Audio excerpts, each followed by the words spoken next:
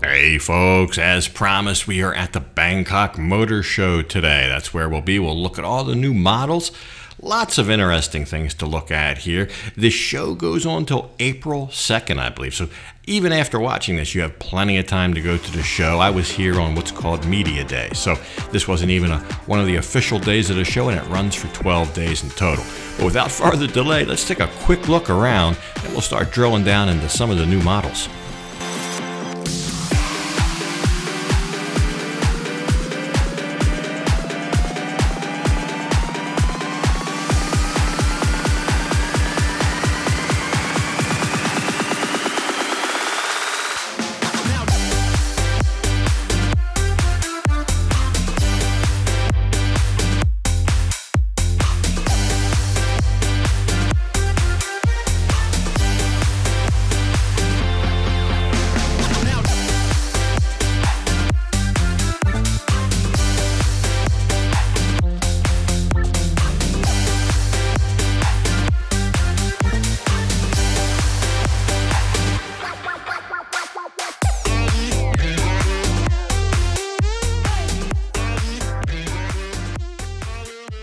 As usual, I kind of concentrate on the bikes, and so much even more so this year because there's some real good new bikes to show you.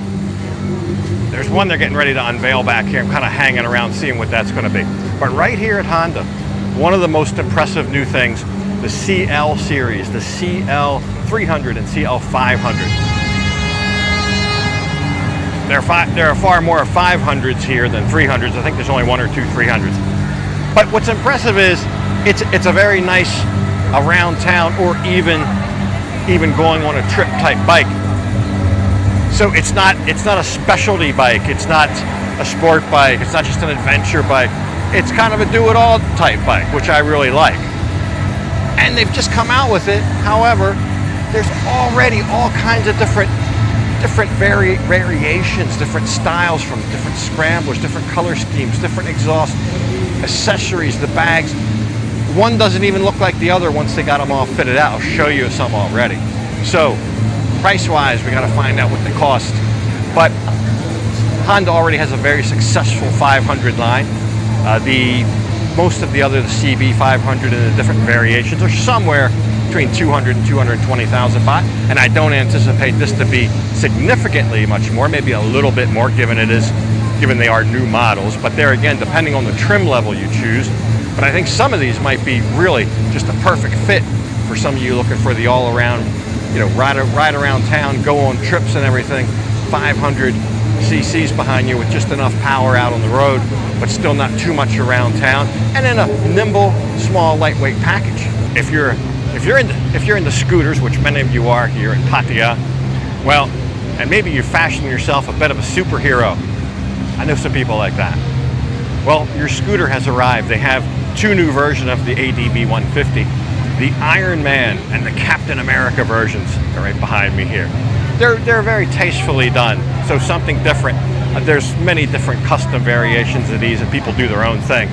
But I don't know, I think it's pretty cool. The Iron Man scheme in particular, I think, has good synergy with the design of the bike. My favorite offering now from Honda, this fella right over here, the CB1300. Now, that's the first time I've seen the silver color scheme in person. Silver and some blue, and I must say, I think it's rather fetching. I really like it.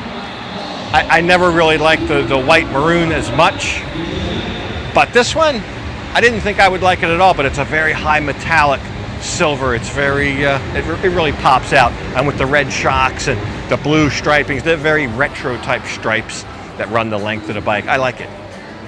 I just like the bike in general, but I like that real metallic-y, almost throwback to the late 70s type ultra metallics. The theme of what I just told you with the Honda CLs, kind of smaller entry-level lightweight bikes that you can ride around town and take on trips.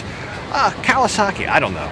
I've not been a big fan of the KLX 230, but this new one behind me here, it's done up all for street. Bigger seat. You get the rear foot pegs with padding and all of them. Regular, I don't know, probably 16, 17, 18-inch wheels, maybe 18, 17, something like that.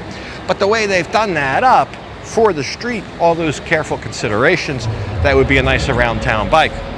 The dirt model, they have same thing, the KLX 230. I believe that's a new color scheme, this orange. I don't remember seeing that last year. So it's been a while since I've seen anything kind of new and groundbreaking out of Suzuki. I think the last one may be the Katana that they brought back, but today they have really doubled down on the V-Strom line. There's always been the V-Strom 650 here, and now it has a big brother, the V-Strom 1050, which I thought was a fine addition. That kind of, that leader type adventure bike to compete with the GS's, the upper end Ducati, the big boys. And there it is. However, right next to it is this yellow one now, the 250. So the V-Strom 250, now not really a V from the V-Strom, it's only a single cylinder. And it's only a 250cc. But the size, weight, girth of that bike would be suitable for touring in Thailand. I don't know how the power is going to be, but Suzuki does have a way with power. A lot of times you never want to underestimate their segments are usually the most powerful in the industry. So a Suzuki 750, even the Suzuki 150, that's the most powerful one. So if that 250 makes good power, with the way it's laid out, you really might like that. That might be an alternative to even something like a CB500 for doing some touring. Good size, good ground clearance, good suspension travel, big chunky tires. I don't know if all this stuff is standard. I don't know if the grip, the little protectors here are standard. They appear to be.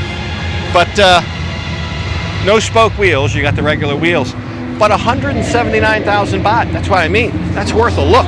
So if you're considering one of these entry-level adventure type bikes for touring in Thailand, you've got to look at that now. I think, I don't know, I think if you're like me, you'll find some comfort in that bike, albeit maybe, I suspect, a little underpowered to the competitors, but also much cheaper.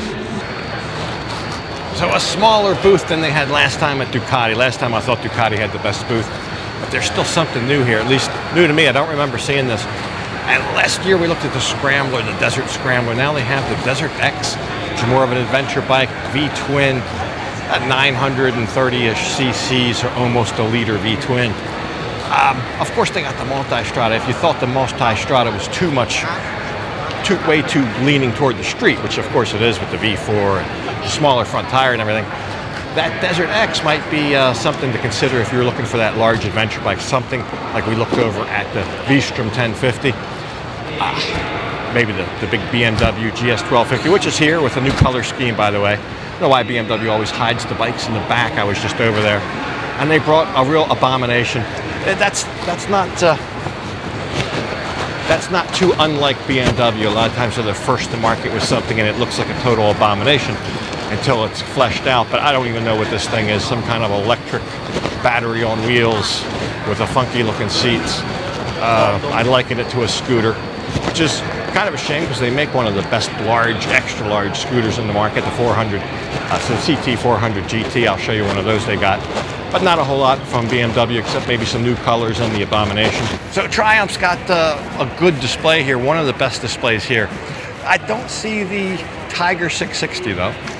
They have the whole line of Tiger bikes here, all the way up to the 1000 or whatever. But I didn't see the 660, but just about everything else.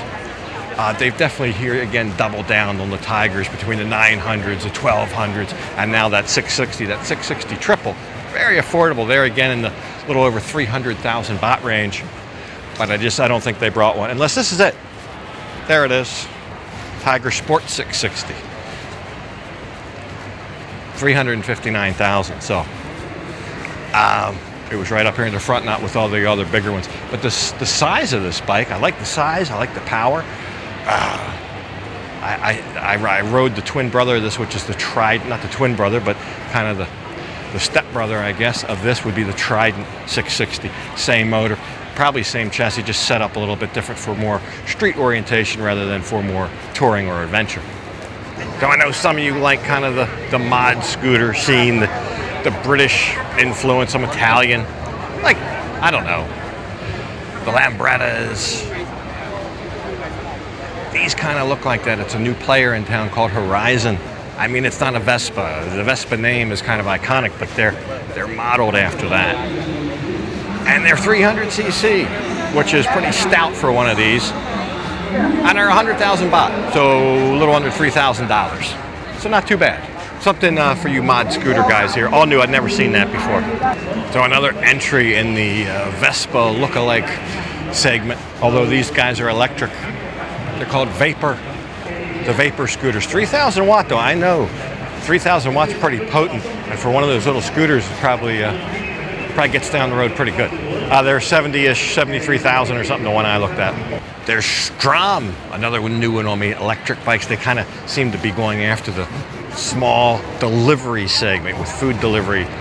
So common here. Everybody's delivering. 7-Eleven delivers. Of course, DHL. Maybe they're trying to go after a niche market there, but they do have a 10,000 watt sport electric bike up there. 700,000 baht for that. But if you buy that, you get one of the little Pizza Hut bikes for free. So I think this year's best booth here in terms of motorcycles, motorbikes, has to go to Honda. It's one of the largest here, and the new offerings, I mean, not just a single model, about 5 or 6 of these new CL500s, all differently equipped. They've brought the whole house here. I think maybe a new color for the 500X. Not sure about that green, if I saw that before. Even the elusive NT1100. This big boy behind me, a lot of people have had to order those. Apparently they were on back order. Kind of like a more street-oriented version of the Africa Twin. Big 1-liter bike, I think same motor. But you got your Rebels. They got the Marvel superhero ADVs. And even got a Gold Wing out here, and of course they got the motocross bikes in the back. Very good booth. I think so. Honda would have. I'm declaring Honda the booth with the best models. There you go. Up to you. You decide which models you like the best, which ones are most appealing to you. For me, it's this one. I just love that new CB1300. Maybe one day. Anyway, I found every booth that there is to find, and that's it. I'm heading home. Probably the most interesting new bike, though, that if I just was curious to ride one, would be the new Suzuki V-Strom 250. I've not seen a bike like that. It's not really a motocross bike. It's a venture bike, but small on the CCs, but kind of big on everything else. So I'm just curious how that would ride. So maybe I'll try to find one to ride soon. Anyway, a lot of super cool stuff here. This is not even the first day of the show. The first day of the show is tomorrow. So this goes on for like 10 days at least. If you're here, if you're local, if you're traveling in and around Bangkok at this time, stop on by the, I think they call this Muang Thai Thani, the Impact Arena, and get in. Usually tickets are about 200 baht or whatever. So I'm sure you'll find something here to occupy your time with and learn something and look at all the new cool stuff. That's right, always worth the price of admission here at the Bangkok Motor Show. This year, no exception. Over at the Yamaha booth, they weren't quite open yet. They had covers over a lot of bikes there, but I did see the new Fazio scooter. I think that might be maybe replacing the Grand Filano, if I had to guess, if that's something you're interested in. But by and large, I showed you most of the new stuff, but like there's Royal Enfield there. There's plenty of other things that I didn't go over, so if you visit, you have plenty to discover on your own. But anyway, something next time back in Pattaya. But for this episode, gotta go ahead and leave it right here. And as usual, I'll thank you for watching. And until next time, bye for now.